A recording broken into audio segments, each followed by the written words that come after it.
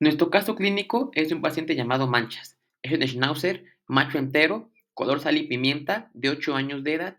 Acudió a la clínica el día 7 de julio del presente año porque en la historia clínica los doctores refieren que desde hace 3 o 4 meses el paciente fue diagnosticado con diabetes mellitus tipo 1 e hiperadenocorticismo, pero acuden a la clínica para una segunda valoración. También refieren que tiene poliuria y polidipsia, polifagia y que ya le está administrando insulina vía subcutánea, pero que no ve ningún efecto. También nos comentan que el paciente no lleva una dieta adecuada, ya que come comida casera, entre ellas carnitas, pollo e inclusive Gerber. Al examen físico general, en el cual se evalúan 16 constantes, presenta algunas alteraciones. Desde la condición corporal, que debatiendo con los médicos de la clínica, no sabemos si ponerlo en un ASA 3, 4 de 9, viene ligeramente deshidratado con el 6%, y en la presión abdominal presenta el abdomen distendido. Y como hallazgo secundario, al momento de revisar las mucosas, nos percatamos de que presenta una enfermedad periodontal. Tratamiento. Al momento de hacer la receta, los tutores nos comparten los estudios previos del paciente. Al interpretarlos, tiene alteraciones compatibles con diabetes mellitus y síndrome de Cushing. Por eso se le manda lo siguiente. Para la diabetes se le manda insulina NPH, que es una insulina de acción intermedia, cada 12 horas. También se hace mención de rotar el sitio de inyección, ya que si no se hace, las células de ese lugar pueden estar generando resistencia y es por eso que no está haciendo efecto la insulina. También se manda una dieta Glycobalance. Esta está formulada con bajo contenido de almidón y carbohidratos digestibles, alto nivel de proteínas para mantener masa muscular y fibra para realizar la absorción de glucosa, y moderado nivel de grasa para controlar el peso, ayudando a estabilizar los niveles de azúcar en sangre y evitar picos postprandiales. Y se hace la mención de no combinar con otros alimentos, dando a entender que retienen la comida casera. Y se sugiere realizar la hemoglobina glucosilada para determinar su nivel de azúcar en sangre. Para el síndrome de Cushing se le manda Betoril de 20 miligramos, que es trilostano.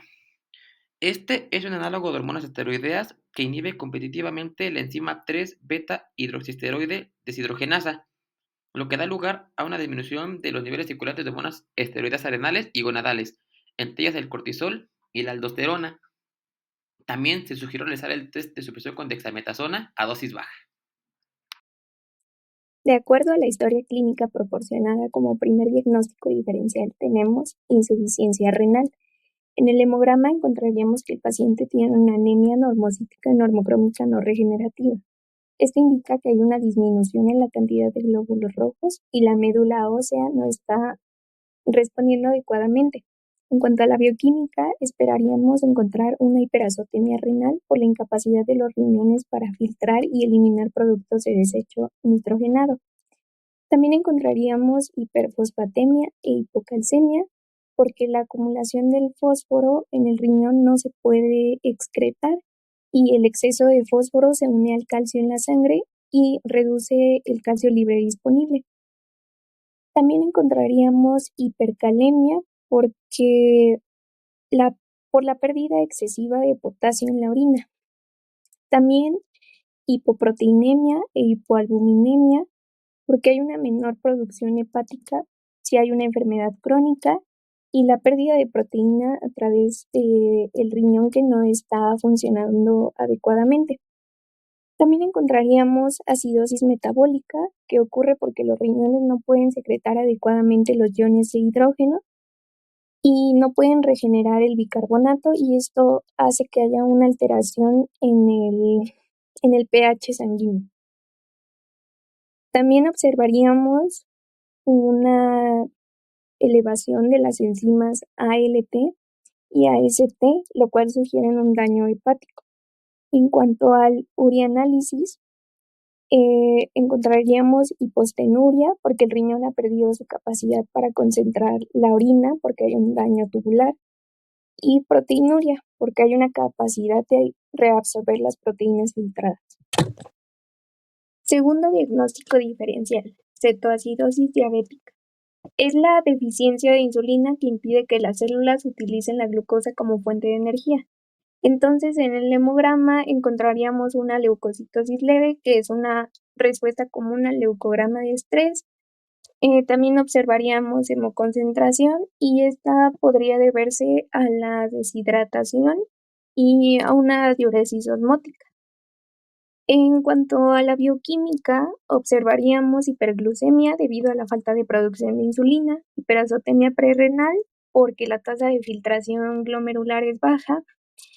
También encontraríamos hiperproteinemia e hiperalbuminemia, y la hiperproteinemia sería causada por la hemoconcentración o una deshidratación, mientras que la hipoalbuminemia podría ser por una pérdida de proteínas o una síntesis hepática disminuida, si hay una enfermedad subsecuente, como es el caso de este paciente.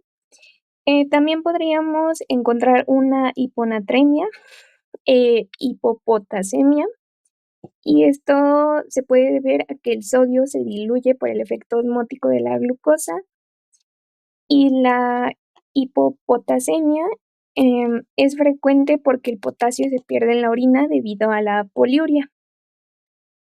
También encontraríamos una acidosis metabólica porque habría una disminución del pH y del bicarbonato. Y también veríamos elevadas las enzimas ALT, FA y la amilasa. Y esto puede ser porque hay un daño en múltiples órganos, como en el hígado o en el páncreas. Y en el urianálisis encontraríamos glucosuria y cetonuria, porque la glucosa y los cuerpos cetónicos se están eliminando por la orina, y también una alta densidad urinaria, y esto nos daría un indicio de que la orina está muy concentrada debido a la gran cantidad de glucosa filtrada. Como último diagnóstico diferencial, hígado graso. En el hemograma encontraríamos anemia moderada, normocítica, normocrómica no regenerativa, lo cual nos indicaría que hay una disminución en la respuesta de la médula ósea. También veríamos que hay monocitosis, eosinopenia y linfopenia.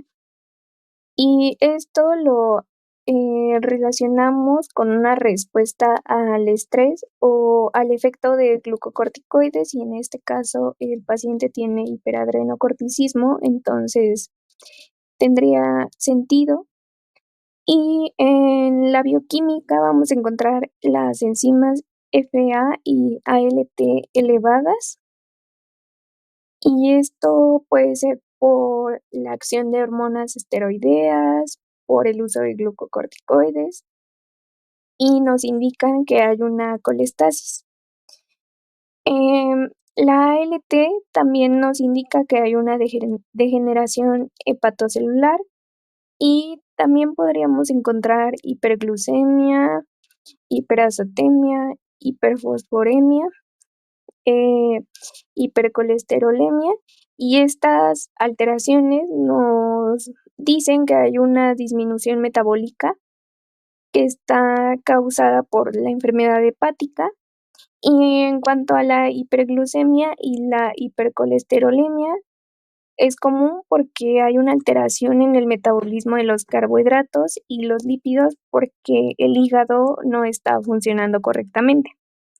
Y en cuanto al urianálisis, veríamos que hay proteinuria, que puede ser causada por un daño renal, y por la enfermedad hepática. También ausencia de cuerpos cetónicos, porque nos indicaría que no hay una producción de cuerpos cetónicos que esté afectando el equilibrio del ácido base. Y también veríamos isostenuria, que nos indica que el riñón no puede concentrar ni diluir la orina.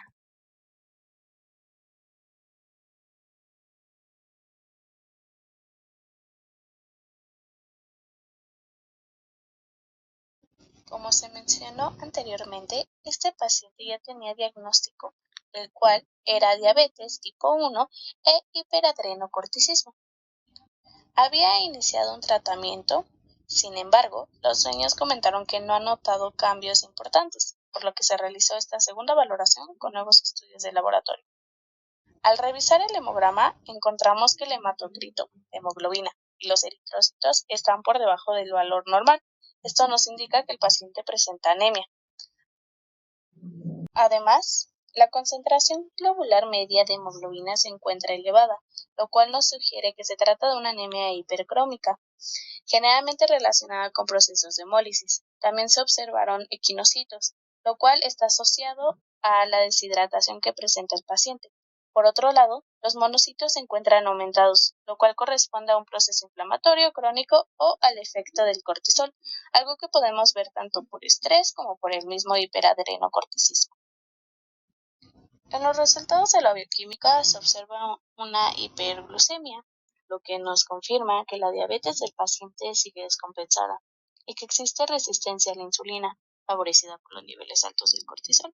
También se detecta hiperazotemia, principalmente asociada a la deshidratación que se detectó en el paciente.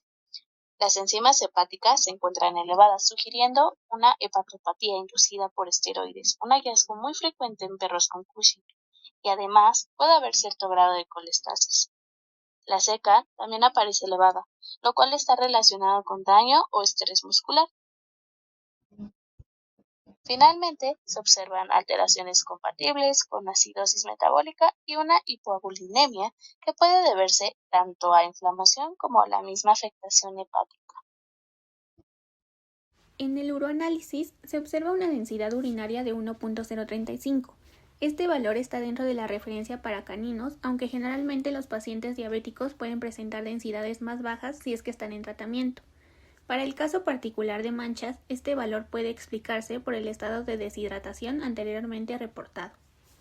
No se detecta glucosauria, cetonas, proteinuria ni sedimento urinario significativo. La ausencia de glucosa en la orina nos indica un adecuado control de la diabetes mellitus gracias al tratamiento de la insulina NPH. En la parte de endocrinología se evaluó el control de hiperadenocorticismo mediante la medición de cortisol sin estimulación de ACTH, que es una forma de monitorear cómo está respondiendo el paciente al tratamiento con trilostano. El cortisol basal de manchas fue de 58.8 nanomoles por litro. Este valor se encuentra dentro del rango de referencia. Esto indica que antes de que el trilostano ejerza su efecto máximo, manchas no presenta un exceso significativo de cortisol. 3 horas después de administrar el trilostano, el cortisol disminuyó a 41.9 nanomoles por litro. Esto también dentro del rango esperado. Este resultado nos muestra que el medicamento está cumpliendo su función correctamente, que es reducir la producción de cortisol, pero sin suprimirla de forma excesiva, que es lo que se espera de un paciente en tratamiento. Estos valores nos indican que Manchas sigue teniendo la enfermedad, pero está bien controlado con la dosis actual. Sus glándulas adrenales producen cortisol suficiente para las funciones normales del organismo, pero ya no están en los niveles excesivos característicos de un Cushing descompensado.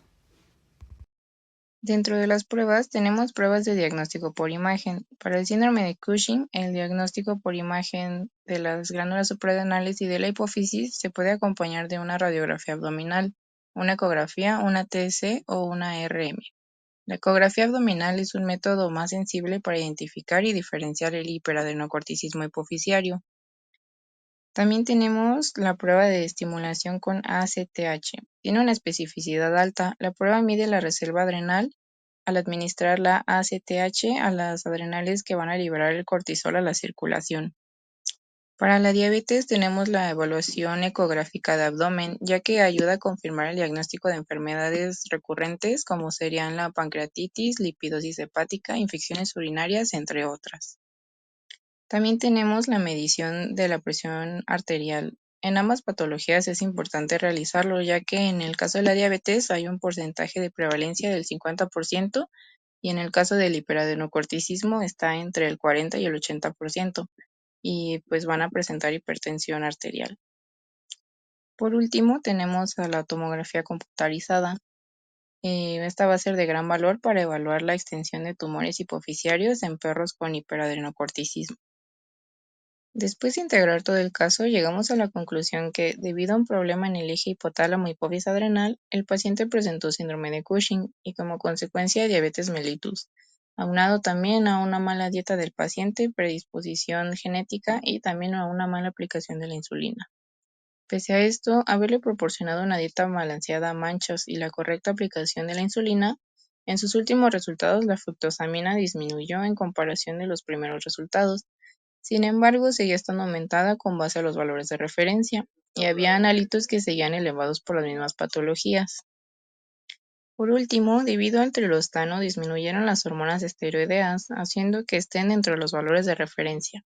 Se propuso al tutor repetir todos los estudios en 3 meses, pero desafortunadamente el paciente jamás se presentó, desconociendo su estado de salud actualmente. Por último, con los resultados de las pruebas se determinó que el paciente presenta hiperadenocorticismo y, como consecuencia de esto, diabetes mellitus.